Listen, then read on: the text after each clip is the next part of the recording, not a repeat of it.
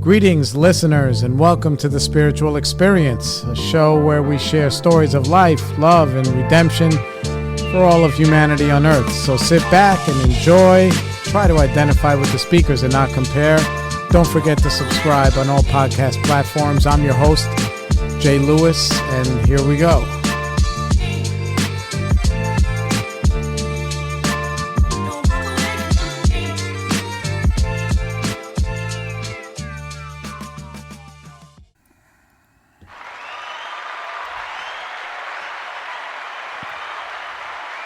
All right, everybody, we're back. Spiritual Experience, what up? Hope you guys are having a pretty productive week. Hope you're having, I don't know. I just hope you're okay. And if you're not okay, I hope you're here with the rest of us trying to get okay. It's been a little bit of a crazy day for me. I have a couple of things going on that are out of my control. And, And I'm like losing my bird a little bit, just a little bit, let me get this thing closer. So like, most of my life now, it's like, I kind of just micromanage versus macro manage. Like, I'm not really involved in the weeds of a lot of different things. I'm just not. I don't have the bandwidth for it. My job is really to just kind of,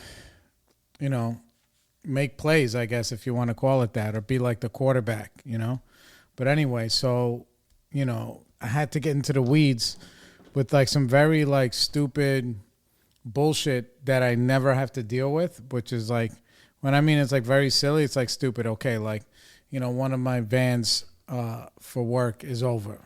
It's friggin' over, right?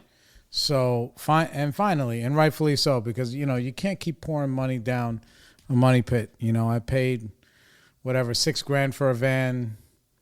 10 years ago, my first commercial vehicle or whatever, and I've had a few since then. And this was like the first one. It didn't have lettering, nothing. Hold on. Regardless, over the years, it's been very good. And it's got, 270 something thousand miles on it or whatever, a gazillion miles. And finally I'm getting another one. And, my lady's, she handles all that shit. Like, I don't handle any of the, all of the stuff that's imperative, but, in my life, but that kind of stuff I don't handle at all. Yeah. So she handles all that shit and I had to handle it.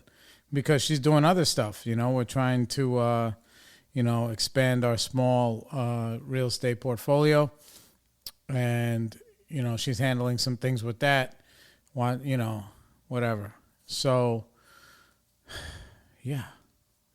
So I had to, I guess what would be normal is like, okay, so I got another vehicle. So all I'm doing is transferring plates from one vehicle to the other. I have to change the insurance, blah, blah, blah, whatever. And I go on recommendation of, the mechanic where I got the van from. And he's a great guy and he's the best guy. And he's like, yo, go see this lady here. So that way you don't have to go to, the DMV and wait there all day, whatever. So boom, I go, I bring all the paperwork. She's like, listen, the, what do you call it? The insurance card or whatever is not filled out properly, all this other stuff. Look at my girl. She texts me, no food here today. That's okay. My ass just had a cheeseburger. Bam. I gotta let her know. No,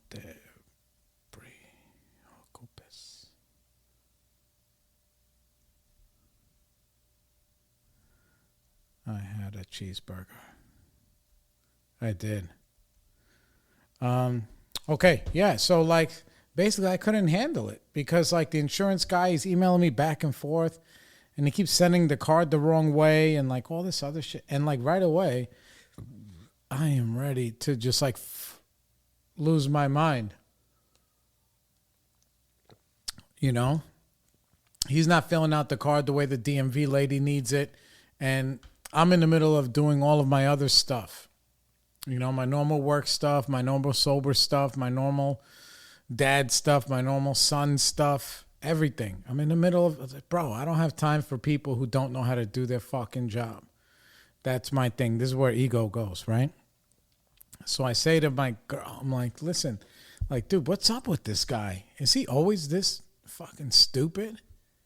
You know? And because, you know, with the DMV, those of you who know, like, everything has to be, like, exact. You know, you get somebody, you know, they get the paperwork and what happens, right? They're having a bad day. They're eating an egg salad sandwich. You know, the girl's cheating on them. The husband's playing scratch-offs, whatever. They get your paperwork, and if it's a semicolon instead of a regular comma in between the names, if it's not last name, first name, they just reject it. And every day that I don't have this van is a day that we are losing money in productivity. Now, I'm not losing currency money, but I'm actually having to work twice as hard because we're down a vehicle, blah, blah, blah, blah, blah, blah, blah, right? So I think the whole world should know my whole formula that requires perfection from other people in order for it to really work, because that's what my ego and what everybody tells me. So it's actually, you know, what I said, ego and the disease, everything. That's what it tells me. But anyway, so I understand. All right, you fill it out the wrong way, maybe once, twice, bro, like 5 freaking times. I'm emailing this guy back and forth. All the way to the end. I'm going to read you this email because this is how crazy it got for me that, like, you know, I just get the fuck it's. I'm like, listen, you know what I'm saying? Like, fuck it. Like, I get the fuck it's. So, like, finally, after, like, the 5th email, you know, of him doing this the wrong way, I was just like, bro, I just have to be candid with this person, you know? So this is what I sent. All right, you tell me. Sorry if this is not professional, but guess what? When you're the boss and you're writing the checks, it don't fucking matter. And here, maybe this might be a little bit of me cutting off my nose to despite my face, if that's what they call it. I'm just waiting for the email to load up. So hang on one second. Yeah, but all right, here we go. The guy's name is Jason. Jason Fox. Dumbass. I said, it got to the point because I was emailing him saying, look, it needs to be filled out this way or this way. My last name, comma, first name, comma, middle initial. And if you want to do DBA as my company name, or just last name, comma. But he was putting first name, last name, no commas, first name, last name, semicolons. Like, I'm like, bro, you can just, this is what I wrote after like the 5th time, not lying, 5th fucking time. Sorry, I'm crying about this. We're already almost 8 minutes in, and I'm still, even after the cheeseburger, I'm still a little bit sauced up. So it says, I said, I'm not sure if you're messing with me or if there's some other type of comprehension problem. There can be no semicolons. It has to be commas. I have resent this back to you so many times, and you keep getting it wrong. It is being rejected by the DMV. When I call the number, his number listed, it won't let me leave a message, and you're not answering the phone. Like, I would call his office and then hit the extension for him, and it would just ring, ring, ring. There's no voicemail, and it would just hang up, you know, which is so crazy, right? As an insurance agent. Allegedly, he's a VP, account executive fucking guy, right? So I said, it's being rejected by the DMV, and your phone won't let me leave a message. I said, I can't believe I have to do this so many times. Is there a supervisor or someone else who can help us? I am literally writing how it has to be done. Copy and paste. If for some reason it cannot be done the way that I want, then I need you to tell me why so I can explain it to the DMV people. And yet here we are again. Please get it right this time, even if you have to type one finger at a time, or we will have to find other coverage somewhere else. You know, and then I meant that. I meant it. I was like, bro, if you can't fucking do this right, I don't know what to tell you, you know? And it's nice because then I spoke to him like that because I'm not scared. I don't give a shit, bro, you can find, I'll get insurance somewhere else and I'll pay whatever it is for somebody to be just competent, to be able to do their job. So even while this is going on, I got this like thing with my son. My son's doing all right, but he got in a little over his head. He wanted to move to a bigger apartment or something. And and he doesn't really have that scuttle. He doesn't have the bread to really make it happen comfortably. I'm like, dude, all you got to do, which we've all had to do, which is kind of like eat some shit, is just go to the management company and say, listen, you know what? I know I wanted the bigger place. We're already in this one, and I can't really swing it, so I'm sorry. Can you whatever? And whatever fees there are, you pay them, and that's it. So, but it was like a little bit of a crisis, because he had already signed a new lease or whatever. But he's got time to figure all that stuff out. Being financially literate and being financially effective, is not, even if you have the tools, the problem is the compliance. Like, people, kids don't comply. And then, you got to bail them out. And I was telling my girls, like, listen, if he takes that apartment and he can't afford it, guess who's not paying the extra money every month? Because I can't. Because now we know that he can't, you know what I'm saying? I'll help him find a new one or whatever, but, we can't say we don't know. And this is not a situation where he's in trouble and we need to help him. That kind of stuff, there's no limit to. But other things, it's hard, man, as a parent, that you want to shield your kids from the pain of learning these lessons. And some of them require humility, specifically if you give them tips like, yo, you need to do this, you need to do that. And then they're like, yeah. And then they just do it on their own. And then what? You got to clean up the mess. And I know that that's part of just being alive. But, sometimes, you wish that the kids would be like when they was 6 or 7 or 8, and they just believed everything you said. That's not the right time to be bullshitting them. It's just not. But as they get older and they don't comply, they don't believe anything, then it's like, okay, but you don't want to leave them hanging either. So that's like a rough thing. I had a lot of that going on today, and dude, I don't handle those kinds of things well. I haven't been to the gym in like 2 days. Yesterday was my little boo's birthday, 16. She is the absolute love of my life. I have so many loves of my life because I'm a lover. I love everybody. Everybody's the love of my life, except as long as you don't mess with my snow globe. It takes a lot to keep all the dishes spinning and that kind of shit. So whatever. Speaking of that, shout out to my boy Kurt Bascom. He just got a new gig, head coach of some football program. I'm sorry, I forgot the name. But he's got a podcast where he goes through kind of like a little bit of his journey. I forgot what it's called. Oh, it's called, what's it called? Kicking It. Oh, Schooled by Mr. Bascom. Go find it on Apple or whatever. And it's good, man. It's like real life stuff, shit that we need to know. Like, living life is not easy, especially if you're trying to do it effectively. It's just not easy, bro. It's not. There's no rule books. People are very to their chest, and then, people don't want to share their secrets or share their whatever. And, it's bad. It's not a way to live. I was just watching this interview with, it's called the Pivot Podcast. I don't know why I keep shouting these other people out. But maybe because, like, I don't care if they pay me or not for promotion. But anyway, they had Floyd on there and they had A-Rod on there. And they're talking about business. And business is business is business. And let me tell you, neither one of them are super successful romantically in the public eye. Who knows what goes on behind closed doors. But they are wildly successful business people. And they have a lot of tips and a lot of wins and a lot of losses that they can help the rest of us go through. So learning how to learn from other people, even if you don't like them. I'm sure there's plenty of people who listen who don't like Floyd. I love Floyd Mayweather as a fighter. I don't know him outside the ring personally. I think his persona is whatever it is. You know what I'm saying? and I think he's been under an intense amount of pressure where he has to, people put cameras and shit in his face all the time where he's got to say and do the right thing. And then eventually now he's like, whatever, billionaire. He can just be himself. But, he's just not, you don't get that successful on accident, and it's not just from boxing. He made a lot of really good business moves, even if the business moves means putting together the right team.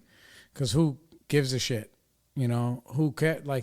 Like there's that saying that, who cares?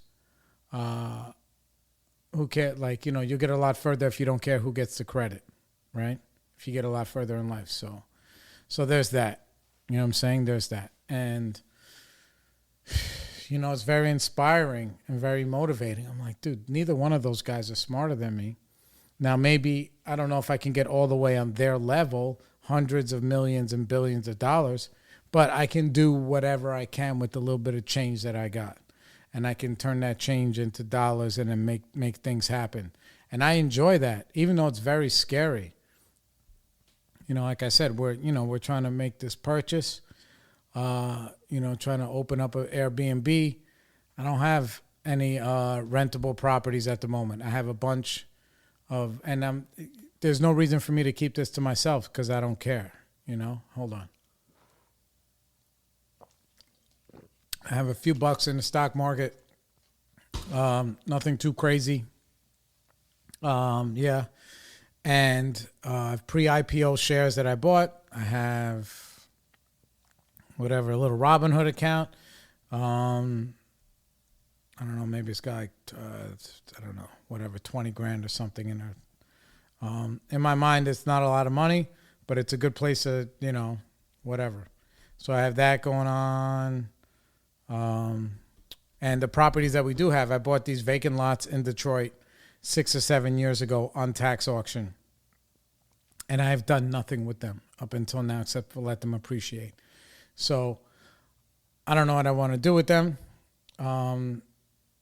And sometimes I'm very good at getting to the starting line. And then once I get to the starting line, when it's time to go, sometimes I freeze. And I think that's just a human thing. And that's what happened. That's not what happened over there. It's like I'm very good at parking. I guess you could call it parking money, parking the bread. I'm good at that. I get a little bit of bread up and I park it somewhere. I always talk about my El Camino, RIP. That was a good place to park money. I bought that car. That car did not depreciate in value. I drove it for 7 years, maybe. Is it Devin? No. Yeah, 7 or 8 years. And then I unloaded it and I got basically what I paid for it, which is nice. I had a small Acorns account that I started a few years ago. And I was still slow and steady. They had like maybe $5,000 that I needed the extra money this past month. So I pulled it out of there. And then here we are. So I'm good at that kind of stuff because I don't live above my means on any level. So we're trying to close on this Airbnb upstate, which will be fucking dope. We go through the inspection and everything tomorrow and that kind of stuff. Yeah. And I'm not scared to say that I'm scared. But I got finally to a point where I'm more scared of being in the same position 6 months from now or a year from now than I am of just going through the whole process. And guess what? Even if not every deal is going to be a good deal. So if the first one is a bad one, let me get it out the way. The fifth one or the eighth one, maybe it'll be a bad one. Let me get it out the way. I lost a bunch of money. I can't even tell you how much money I've lost in the stock market. Not like there's people who's lost hundreds of thousands. Maybe I lost, I don't know, tens of thousands, maybe 10, 20, 30 or something. Gambling it away, not investing, But I did do a smart move, man. I tell you, when Elon was going to buy Twitter and I bought those Twitter puts, $47 puts that I unloaded this morning, $7 in the money. Because I knew Elon has a fantastic track record of pump faking. So I said, let me gamble here. So if I turn 1,000 into 4,000, nice, in a few weeks. Then I take that money and I park it in NLY. This is not investment advice, so just please do not take that for any more than this is just what I did. The reason why I do that is because NLY is Annaly Capital, and they have a dividend of 13.5%, which is not bad. So 13.5%. That's what we rolling with. I dumped the profits in there today, and that's it. And then I held on to one option because I have until I have until June 17th. I think this expires June 17th. Yeah, so I have that one left. It's worth about $750. Yeah, I paid I don't know what I paid, $110 for them or something. And I bought 4. I bought 2.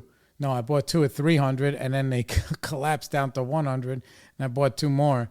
And then because I had to do a YOLO when I was down like 60%, because this was my speculative gambling money. So anyway, that's where we're at. It's been a little bit exhausting. Just a whole day, a whole couple of days. Work is doing really well. My family's doing okay. My mom is planning a memorial, not memorial, what do they call it? Like an unveiling of my sister's headstone, that she passed away. It's going to be, I think, in July or August or something. She wants my girl to help put it together. So that's more, stuff on our plate that we got to facilitate and help out with because we have to. I'm scared that by the time I finally really get on my feet the way that I want to, my parents will be mad old. Then I'll have to start taking care of them. And then what have I done my whole life? Take care of my kids and then take care of my parents. Then it turns into, what about me? What about me? Well, I can tell you that from the time that I was an infant or whatever until I got sober, I lived like a freaking uncaged animal. I did whatever I want whenever I wanted. I didn't have Floyd Mayweather money. I didn't have A-Rod money, but let me tell you, you couldn't tell me anything. I had it on my level. Nobody could tell me what to do, and I couldn't run out. And I was doing all of the Caligula crazy things that you could imagine a young person making a couple of $100,000 a year would do. I did all of that. Especially I didn't have any education. And I was addicted to drugs and alcohol and women and restaurants. And, I was just addicted to more. That's what they always say. Oh, my drug of choice is more. When I hear people say that, I want to give them a slap. How much cliche shit can you say? But my drug of choice was that. So if I, but just I always, not always, but I was reminded about Icarus. I flew too close to the sun. That's what happened. I flew too close to the sun. And then I got hurt, and I tumbled down to the earth. And then the recovery and AA's angels came and they picked me up and they put me back together, Humpty Dumpty style. So there's that. So guess what? If I got to take care of these people, then that's what I have to do. What, is there a new Kendrick Lamar album out? Somebody's just, I don't know. I'm sorry. I normally don't look at my phone when I'm talking, but since I was looking up that other thing, it was there. And let me just make sure, because I know he dropped what is this? Oh, man. It is an album. Oh, my God. Oh, wow. 2 volumes. Man, it's going to be hard to beat. I don't know what to do about that, but I do know that I have 2. What kind of cigar? What did I buy? I bought 2 tobacco cigars. I wanted to get these Fat Bottom Bettys that I get from Drew Estates. They're really good. I'm a cigar smoker. I'm not a cigar snob, but I like sweet cigars. No homo. And yeah, those are the only ones that they had in Davidoff when I went there. So there's that.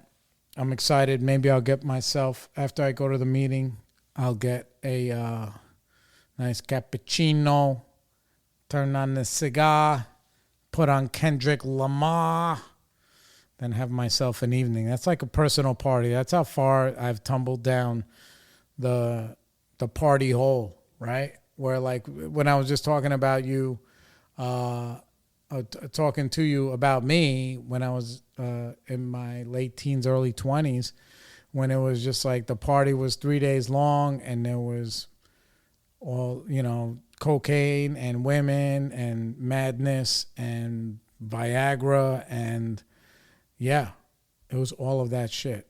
It was all of that. So now it's cigars and Kendrick Lamar and cappuccino. That's how exciting my life gets. If I drink a coffee too late, I'll be up all night thinking that I'm a loser. And get the hamster wheel. Wakata, wakata, wakata. And it just keeps saying, you suck. And yeah. And so I gotta be a little bit careful. It's funny because also, all right, here's another stupid side story. So I chair this meeting every Thursday. It's a step meeting, AA step meeting. And the room that I got sober in is not the same. It's good. It needs to change.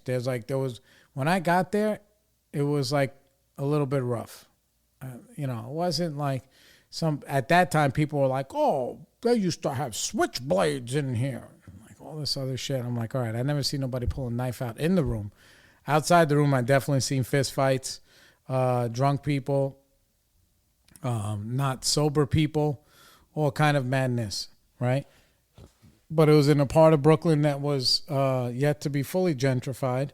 So it was like regular Brooklyn people. But now, after the pandemic, it's like all of these, hipsters and more yuppies and whatever. And I was a yuppie when I got there, even though I was like a little bit of a street guy, like in the sense that, I wasn't wearing my fucking Syracuse sweater, even though I had my nice loafers until I traded them back for some Timbs. So, yeah. Anyway, so these motherfuckers, they're drinking Folgers at the meeting, right? Finally, we're allowed to have coffee back. So what does the kid do? I go, and I'm like, dude, this Folger shit is for the birds. This stuff is like, it's Folgers, right? I can't even remember the commercial, but it's something stupid. And it was a jingle, whatever, right? So they got the red Folgers thing. Let me tell you, I fucking 86 that. I buy 4 bricks of Bustelo, and I put it in there, and I don't change the sign on it, right? I don't change the label, whatever. It's an important part of the story. Let me carry on. So, my meeting, we get Bustelo, and it's at 3 o'clock in the afternoon, and Bustelo at 3 o'clock in the afternoon is like a fucking crack rock at 3 in the morning. You blast on that, you're not going to sleep. So, anyway, I'm enjoying my time. A couple weeks, maybe a week goes by. Literally 1 week goes by. I go back there yesterday, right? We're reading the first part of step 4. Shout out to everybody who came out. It was nice. Johnny Times, what up? I got to get him on here. I should call him. Anyway, so I see that they took the Folgers thing that I had Bustelo in, and then they took a piece of like a Bustelo package and taped it on there so that these, I'm going to call them pasties. These pasty cracker white people now know that that's Bustelo and not Folgers. And when I mean pasty cracker white people, I mean pasty cracker white people from Tennessee and Kentucky and whatever, California, and all these other places that are not here. Not like the Irish, Italian, white people, the Jews from New York who are just like, you still have some fucking, you still have some flavor. You still have your own language, even though Irish people, they speak whatever, they speak English. But like Italian people are not white.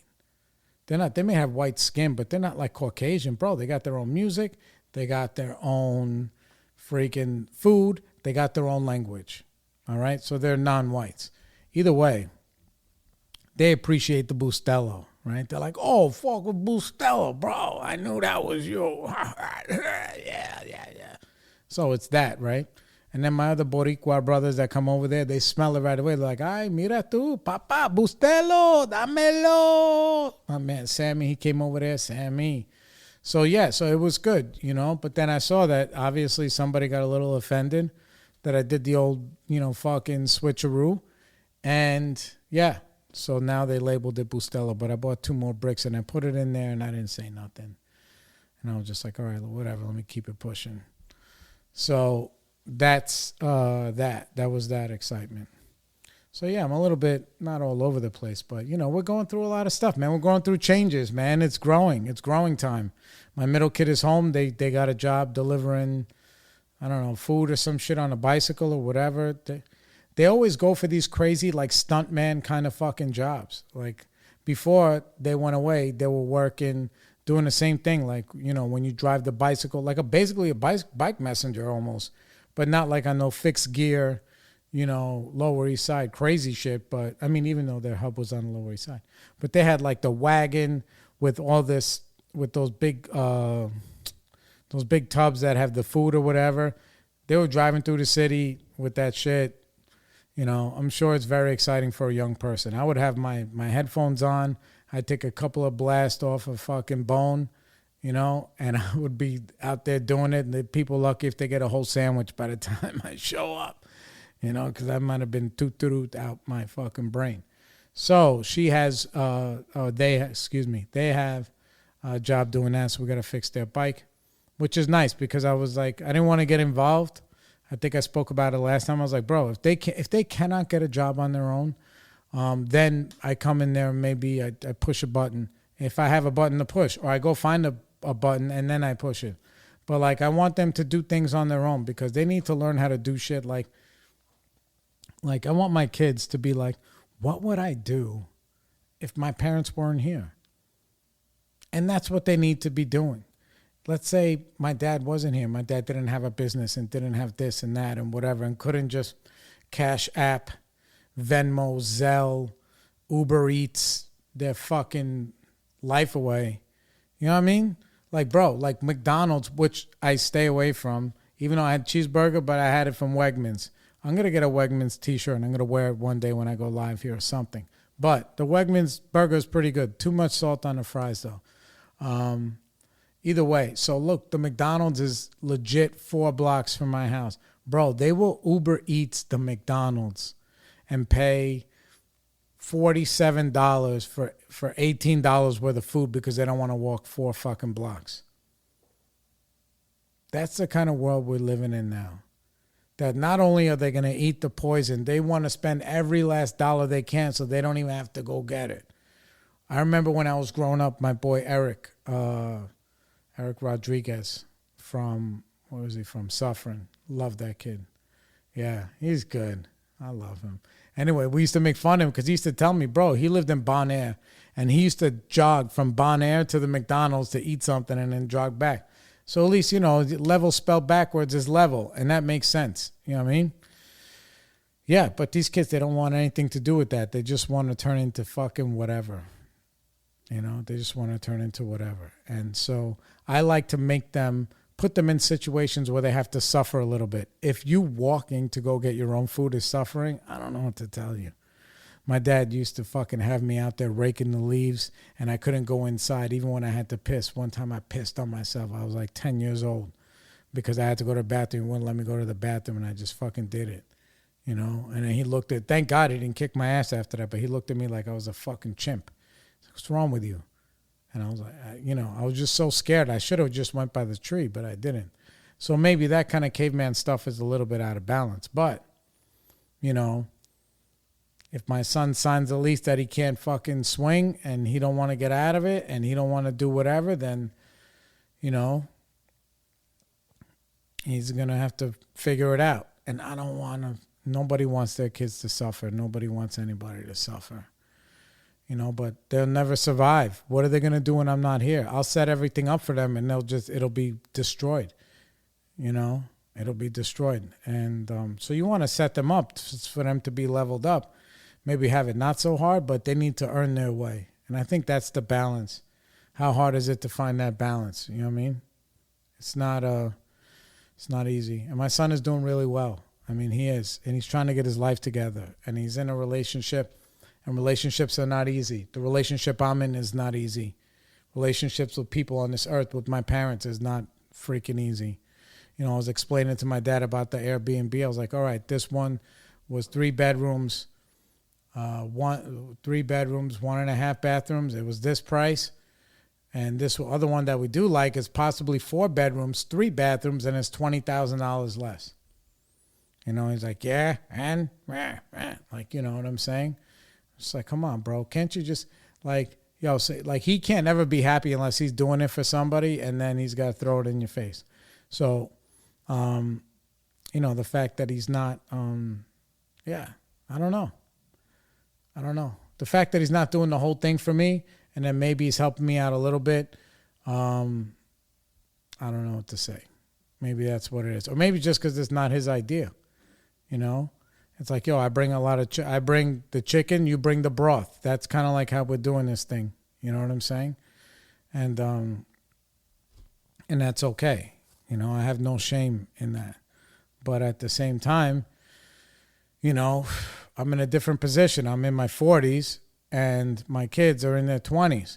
So in their 20s, my dad wasn't doing anything for the kid like that. He was like, you know, I had to find a lot of my own way. Now, when I was drowning, all the way drowning under the water, they were 100% they would help me. And I would do the same thing for my children.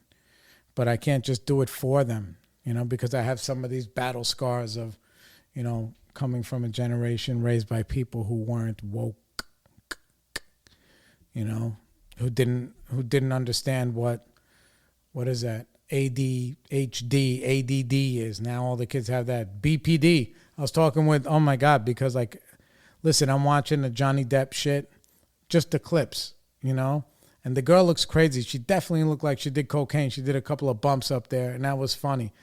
But Johnny's incredibly charming. It's very hard not to like him. Everybody's Team Johnny, Team Johnny. She's crazy. And then like my kid was like, oh, well, the one that's home. They were like, oh, well, I didn't like the way that the psychiatrist said that people with BPD are like liars and manipulators and this and that or whatever. Like, not everybody's like that. And I was like, look, I get it. You know, I understand. The generalization is probably not right. Now, the people who I know who have been allegedly diagnosed with this kind of stuff, which I don't really all the way believe in, you know, unless there's some kind of, you know, brain imaging that will tell you that. They just, you know, they're going to come up with another name in 3 years to just be like, listen, I'm a maladjusted person who is super selfish in every action and thought that I have. So I need to be medicated. That's like basically what it is. Instead of unwinding that and be like, hey, how about you just don't be a dick? How about you learn to be a little bit selfless and learn to be a little bit more human? And it's not some kind of emotional or psychological affliction, right? So the example I said, look, I was just reading. I said, I agree. I was reading the newspaper where the cop shot this dude in the Bronx, right? Now this kid in the Bronx, he already got in trouble. He hopped the turnstile, and they stopped him after he hopped the turnstile in Coney Island, and he had a weapon on him, a gun, right? So the guy's got a pistol on him, hops the turnstile. Now, back in the day, it was 5-year automatic. You get caught with a gun in New York City, you crazy. You can't walk around with a gun on you. So it's automatic 5, right? I don't think that's the case anymore. So this kid's out on bail, whatever, and he gets into a thing with the police. He shoots the cop. The cop shoots him, right? Kills him. The cop doesn't die. I don't know what he got. Flesh wound right through. I don't know what he got, but he definitely, you know, he pulled out on the cop or whatever it was. Now the guy's family is there and he's crying. I mean, they're crying and whatever. And they're like, oh, you don't understand. He's bipolar. You know, you shouldn't have killed him.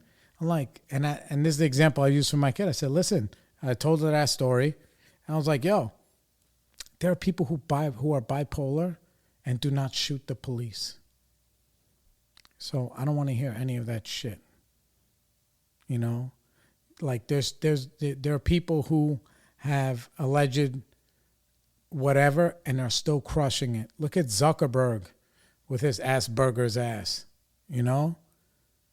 There's nothing stopping people from being happy and being successful and being nice and being giving and being happy. What did I say? Happy's first. Happy's always first. And being a productive member of society except for themselves and the lack of humility. Maybe if you're like a sociopath, I don't know. They used to think I was a sociopath when I was a kid. Because when I was younger, I used to punch people in the face. And when I mean younger, I mean like a kid. All right, 5, 7, 8, 9. I think I stopped doing it around that time. So from 0 to 9, I would hit other kids in their face, and because I wanted to see what they looked like when they cried. Because everybody made a different face when they cried. Everybody's crying face is different. So I was just curious. So I would just hit them. And then they would cry. And I'm like, oh, that's what he looks like when he cries. So there was like a small conversation, intervention or whatever. And they thought that maybe I was a sociopath because of that. When it was like, no, I was just a kid who was very, very curious. And I guess that was misdirected, whatever. I was unempathetic, you know. But I felt bad. I mean, maybe later, I don't know. There's one time I felt bad. There's one kid. I was just impulsive. I would, you know, they said thoughts become things. That was that. That was me. I was big on that. That would happen to me all the time. One time I was in nursery school, and it was my best friend at the time. I had so many. Sorry. Yeah, this kid John, and he had like a little bit of a speech impediment, and me and him were cool because he was a little bit off, and I was definitely a little bit touched. And I pushed him down the stairs once, and he scraped his arm like a little bit. Nothing crazy, but it didn't hurt him so bad. But he turned around with like all this sadness in his face. And he was like, why'd you do that? I thought you were my friend. And it almost made me want to cry. You know, I think about it now. I'm thinking about it right now, and it's making me a little bit, you know, I haven't cried in a long time, over 20 years. But it makes me sad that I did that. That's like one thing, you know, you do these things throughout your life in these little morsels, and they stay with you. And that's one of the ones that stays with me. If I ever found him, like on the computer or something, I don't even know his last name, I would just hug him and tell him I'm sorry from when I was 5 years old. You know, that's what I would do. Yeah. But, you know, here we are. Somewhere else. Some other time else. And, yeah. So there's nothing stopping me from greatness. Mayweather greatness. A-Rod greatness. Dalai Lama happy greatness. Just me. You know what I'm saying? That's the only thing. It's just my perception of what's possible for me. I'm in what I believe, the greatest country in the world where I have this opportunity. I believe if you don't think that we're in the greatest country in the world, that's totally fine. But you cannot say that we are not in one of the greatest countries in the world where you have an opportunity to actually, you know, control some of your own destiny. They don't even have free speech in fucking England. You know that? They don't even have that there. Here, the biggest thing, oh my God, Elon bought Twitter. He's going to let Trump back. Good for him. Let him back. And Twitter collapsed today. I told you, I bought those puts. I did the right thing. Yeah, so there was that. So, yeah, we're blessed. You know, we really are blessed. And last thing I'll say, my boy Bernie and Michelle, their grandma passed away. R.I.P. to their grandma. I showed up at the wake. I got to see them. Bernie is, he's everything. He keeps an eye on my dad at work. So my dad doesn't go completely off the rails. Anyway, all right. I love you guys. Let me see if I can play this song that I've been playing all day. Because it's been really good. And I hope you guys enjoy it. I hope you can hear it. It's by Baby Huey. I'll hold the thing next. I'll hold the phone next to the microphone because I don't know how to upload songs, and I'm scared that even if I learned how to do that, I would just have them on every one, and then they would kick me off of iTunes or whatever because like of copyright shit. But R.I.P. also Baby Huey because he's gone too, man. He died. Yeah, he died when he was like, I don't know, mid-20s. H to the Izzo, I think. Anyway, it's called Hard Times by Baby Huey. It's actually him covering a Curtis Mayfield song, but he did it way better, in my opinion. So here we go.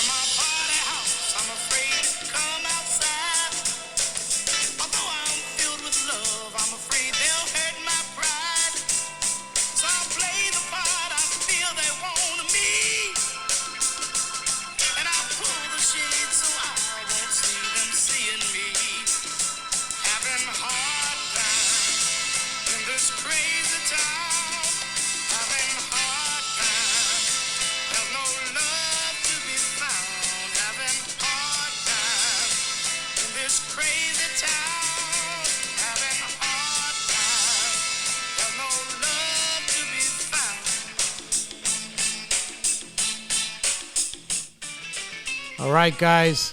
Have a great day. Love you all. Peace.